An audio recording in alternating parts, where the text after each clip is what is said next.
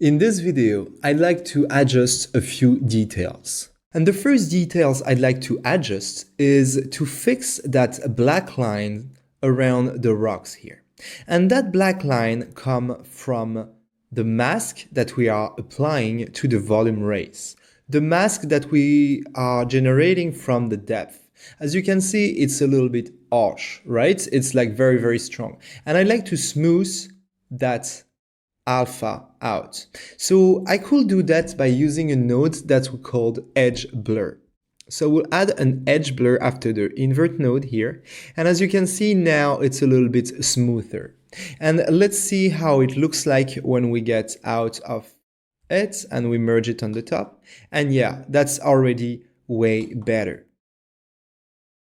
But then I feel that there is still like a line of 1 pixel which is extra here, and that create a sort of dot black line.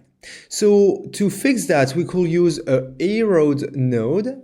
And if you look at the alpha here, and after the erode, so we need to check the alpha, there we go, we can see that we are shrinking a little bit the alpha, and that will help us to blend things properly in our case. So we'll connect that erode here right before my edge blur. And now if I check things out, I can see that, yeah, now it's way better. Now things are smoothed. We'll see in the next course about keying that we need to be careful while using those nodes, but in our case, it just helped to blend the light. So no problem.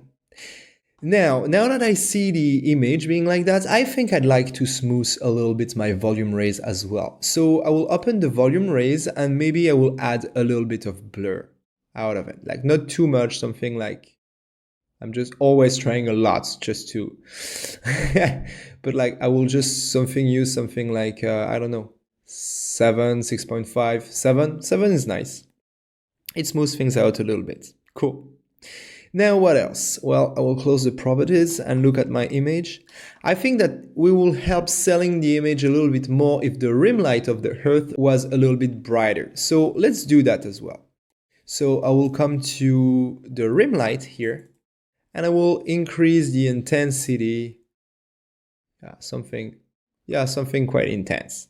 Let's see with all the layers as well. It's important to see with the final comp to see how it looks like. Yeah, it's better. I think that having more rim lights help to sell the very bright sun behind. Okay, now I think that we have a lot of orange here. Of course, the planet is orange, but as well our god rays and lights on the rock are pretty warm. So maybe it will be nice to adjust a little bit the warmness of the sun. So I will come to my matte painting here and make sure that I'm after the sun layer, so shuffle to sun, okay, perfect. So here after the crop, I could create a grain node with the G key and come here to the gain and switch it a little bit toward orange, just to add a little bit of warmness to it. Okay, cool, great. Now, last thing, I'd like to reintroduce the defocus that I disabled. So let's enable it back. But now maybe let's adjust it a little bit. So I'll close all the other properties and just open the Z defocus properties. So first, I think there is still a little bit too much of defocus. So I could reduce the size here and the maximum size as well. I just really want to add a little bit of imperfection because not everything could be sharp on the picture. So this is why, but I really want to keep it very, very low. And actually maybe to sell my shot, the focal point is not the right one. Maybe it should be better if we're focusing on the planet here and having the front of the image a little bit defocused. And maybe as well I could actually increase my depth of field to have more element chop. Maybe go over 1. Yeah, and now I think it's better. I get a little bit of defocus in the foreground elements, but in the background things are more sharp, and I think that's better for the matte painting to keep it with more definition. Another thing as well, if you'd like, you could introduce an overall color correction.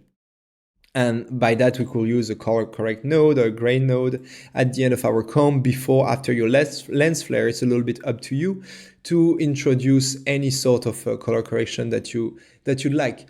But just one thing, be careful with that. I will actually not do it because we are animating a matte painting. Well, the matte painting have been thought like that, and the art direction have been checked and approved before. So if you have to modify the color of the matte painting, maybe talk to your matte painter before. Of course, if you are the matte painter, well, do whatever you want. But if you're working with a team, before modifying a matte painting, make sure it's okay. So there we go. Okay, now there is other things that we need to fix, and those are the imperfections coming from the 3D. So for example, the aliasing that we see around the earth here. And we are going to do that in the next clip. See you there.